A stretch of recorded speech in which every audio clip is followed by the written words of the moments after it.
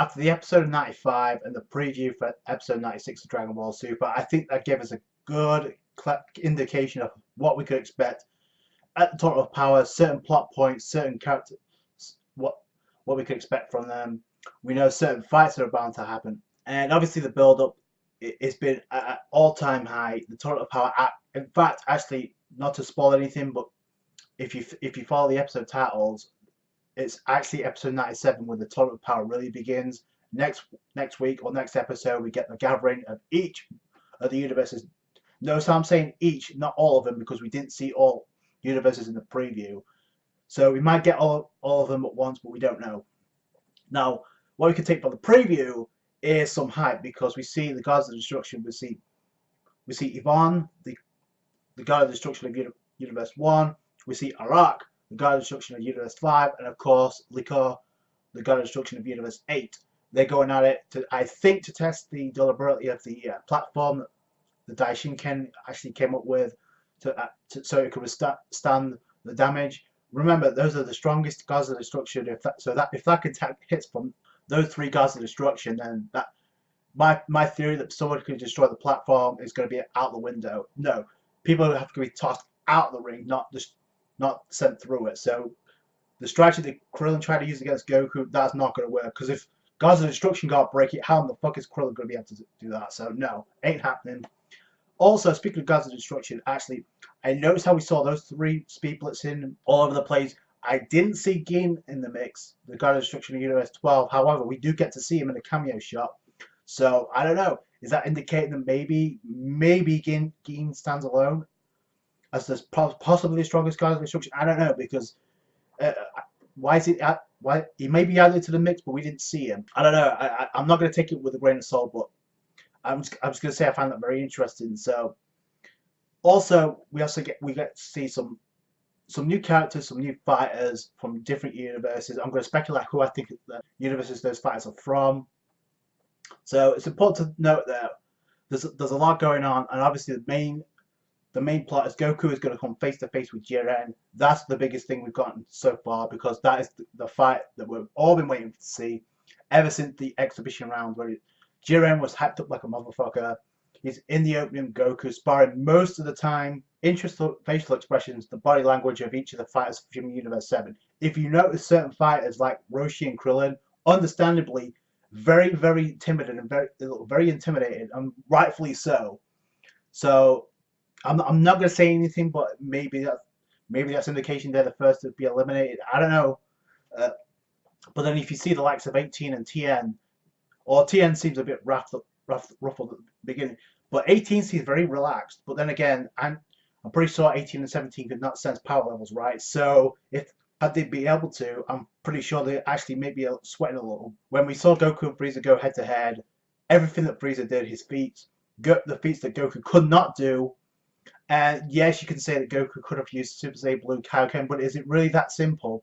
Because here's the problem, okay? If he's equal to Frieza, which again a lot of people call that an ass pull, because Frieza, the way he had perfect ki control in his new golden form, made it even stronger and enough of a challenge for Goku and enough of a threat. Stab anybody any given time in the back. We saw that in the episode. We can see it again in the tournament. I won't be surprised. He's already plotting to overthrow Beerus, Zeno-sama, as a way of manipulating the Gods of Destruction. I don't think he's going to manipulate the strongest Gods of Destruction, mind you. But yeah, but what we can see when Frieza and Goku double punched each other, right? They KO'd each other. However, if you noticed, Frieza maintained his golden form, but Goku, he went out of Super Saiyan Blue into base form. For sure that Frieza's stronger than Goku, but you have to admit, it doesn't look good for Goku right now. And this, in my mind, that Goku will indeed unlock a new mode at the tournament. I think that's just cut this straight up obvious. Goku could use Super Saiyan Blue Kaioken, but if that's not enough against Jiren, how the fuck is he going to beat him? Like, straight up. And if he is the mortal, that's supposedly stronger than God of Destruction, then has the Super Saiyan Blue when he couldn't even beat Frieza now. So that's a problem. So you see where I'm going with this? So again, I'm not saying that Jiren is the fight is going to be stronger than the God of Destruction Beerus, because Goku actually mentioned to the rest of the fighters. We saw right after the exhibition match he had with Toppo, Jerome has mentioned, and he mentioned this to Beerus, and the ball that's stronger than Beerus. You think Beerus will remember him, right? You remember the Super Saiyan God prophecy. I'm not too sure it is Jiren anymore. So, but I will admit, it is leading to Goku getting a new mode. That's kind of obvious that Goku can now be equal to Frieza. Does this mean he's equal to Vegeta? I'm not going to say yes point. And is that implying that Vegeta is stronger than Goku right now, even without activating a new mode? By the way, speaking of Vegeta, we do get a shot of him looking up in the sky. I think because of the opening, I think he's going to see Brianne. We know that's the fight that he's bound to have. So I think Universe 2 are going to show up. I did see Healy's, the Pharaoh God of Destruction, but I'm pretty sure we're going to see them all by the time that episode 97 rolls around. Speaking of Universe 2, there's two fighters we see, right? One's looks like a Tinkerbell-like fighter, right? And the others are they fighters from Universe 2 because I shifted into animals, or in this case, a fairy, because we saw Brianne shifted to a tank into a Teletubby, and it got even stronger. So see the fighters from Universe 3, the Cybernetic Warriors with Nigirishi and Narirama, Asidra, Ro, and of course we also get to see the Angel of Universe 9. Clarified that if you don't show up with 10 fighters, you know what happens. You're instantly disqualified and you're erased. So either the Trio D Dangers show up with 7 other fodder members, or those 3 are going to get erased.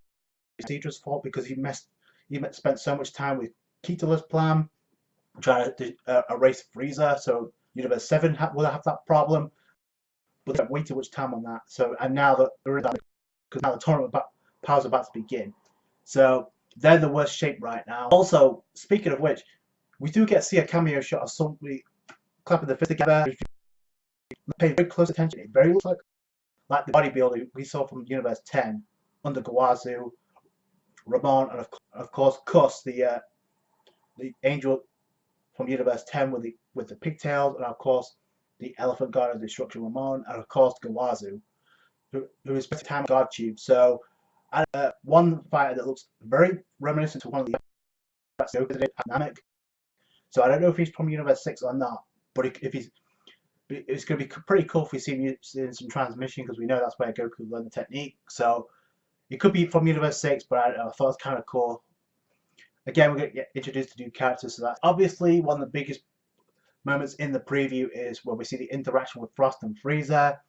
And I said in the preview, in my review, if you notice that Frieza is conversing with Frost, but if you see Frieza and you see it, if you look very closely when you slow it down, it looks like Frost's jaw is moving, like he's talking to, right?